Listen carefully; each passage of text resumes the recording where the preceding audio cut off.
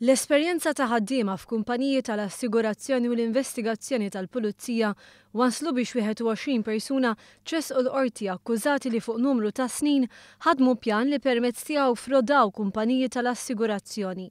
Jirriżulta li l-ammonti frodati laħqu eluf kbar ta' euro milquta hemm 8 kumpaniji tal-assigurazzjoni. L-iskema kienet tinħadem billi l-akkużati kienu jħolqu aċċidenti u wara jitolbu ħlas.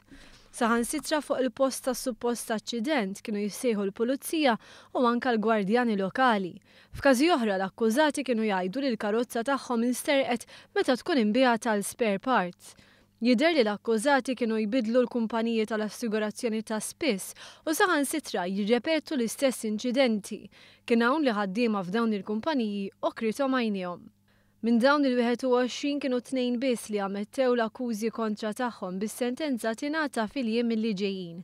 L-oħrajn permezz tal-avukati difensuri talbu lil qorti biex tipposponi l-kawża bilan li jirregolaw ruhom fuq l-ammont ta' frodi. Intqal li se jsiru wkoll xi diskussjonijiet mal-kumpaniji iffrodati. Il-Maġistrat Aron Buġija laqa din it-talba u l-każ se jkompli jinstema' f'Marzu illi ġej.